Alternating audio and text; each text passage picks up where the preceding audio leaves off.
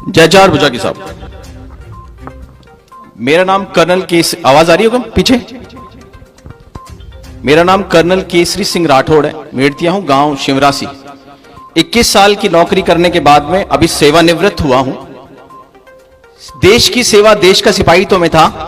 अब मैंने सोचा है कि अब मैं सिर्फ और सिर्फ, चाहे इस बात को नोट करें, अब मैं सिर्फ और सिर्फ अपने समाज का सिपाही बन के रहूंगा। मैं आज आपसे दो तरह की बात करूंगा।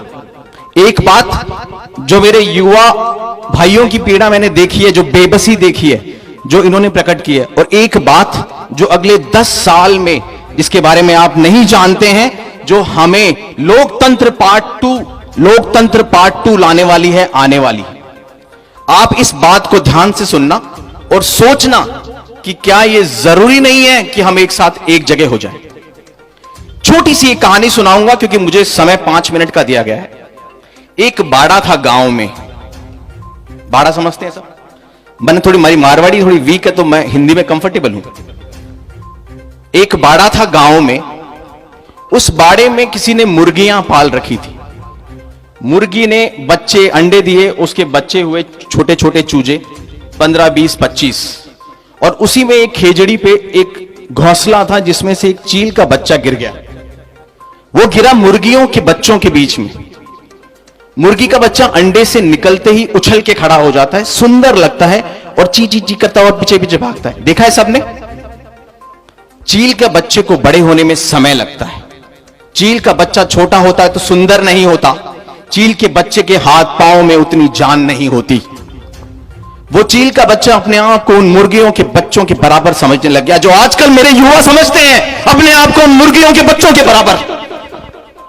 वो चील का बच्चा ये महसूस करने लग गया कि मैं भी मुर्गी हूं, और गई गुजरी मुर्गी हूं, जो उन मुर्गियों के बच्चों के साथ साथ जो उसकी तौहीन करते थे कि देख, तुझसे तो चला भी नहीं जाता, तेरे तो पंख भी नहीं है, तू तो पीछे पीछे घिसट के आ रहा है।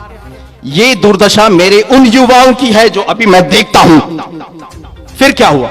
समय गुजरता गया, वो चील का बच्चा बड़ा होता गया, पंख आए, मगर मेंटली टूट चुका था वो, जो मकराना में हम टूट चुके हैं।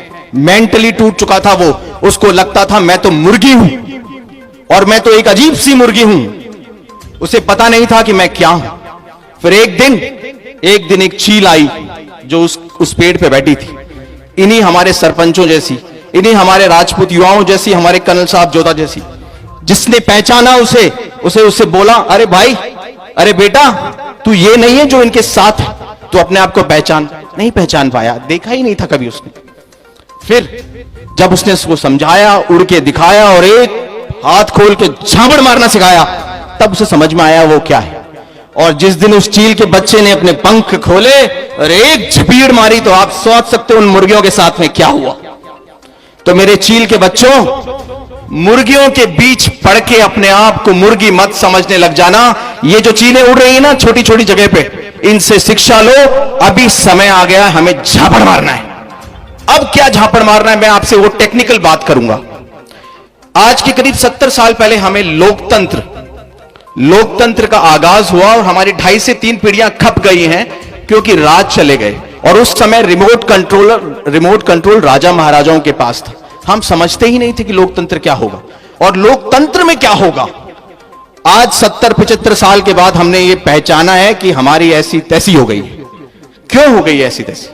और वो जो बुद्धिजीवी वर्ग ऊपर बैठा है वो भी पहचान गया है कि 5000 साल से 10,000 साल से, सतयुग, त्रेता, द्वापर, कलयुग से अगर एक वर्ण व्यवस्था बनाई गई थी, अगर एक समाज में क्षत्रिय को स्थान दिया गया था, युद्ध करने की जगह दी गई थी, अगर वो प्रशासन में थे, एडमिनिस्ट्रेशन में थे, अगर आज 70 सालों से उनको उठाया है या हटाया है, तो वो जो भेड़ें थी जिनके आपने गिन लिए और उनको वहां बैठा दिया। भेड़ों की भीड़ ने जब लोकतंत्र पे कब्जा किया, तो आज आप देख रहे हैं क्या हो रहा है। ये जो बच्चे कह रहे हैं ये हो रहा है। अब मैं आखिरी में 2 मिनट में आपको कुछ सांकेतिक रूप से टेक्निकल बात बताना चाहता हूं। मैं 21 साल की नौकरी करके आया हूं और मैंने देश के करीब हर राज्य में नौकरी की है। और मैं राजनीति और नॉन राजनीतिक बुद्धिजीवियों से, जो आईएएस भी हैं क्षत्रिय समाज के, आईआरएस भी हैं, आईपीएस भी हैं, उनके साथ बैठा हूं। ध्यान देने की बात यह है, मोदी और योगी जो बीजेपी में हैं, उन्होंने इस बात को समझा है कि 45-42 सीटें हैं लोकतंत्र में, लोकसभा में, उसको 750 करने की जरूरत है।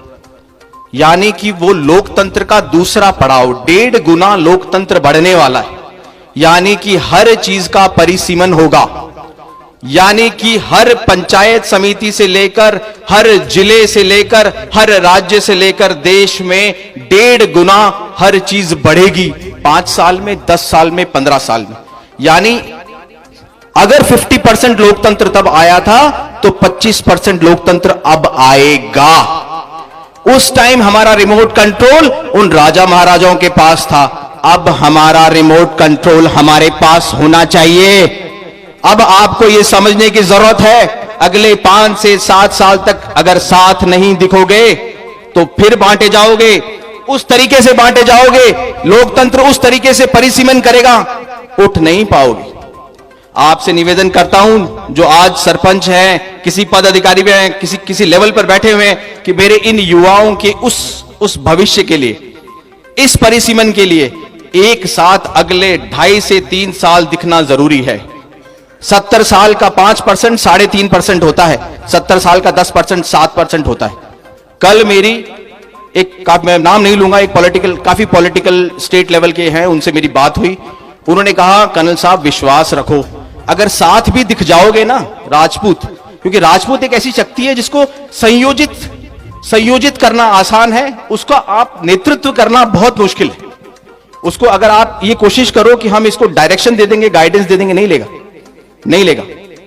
उन्होंने कहा 3.5 साल से और 7 साल में जिनको आप प्रतिद्वंद्वी कह रहे हैं ना, वो अभी 8 है ना, 8, अगली बार 5 या 4 और उसके बाद सीधे 0,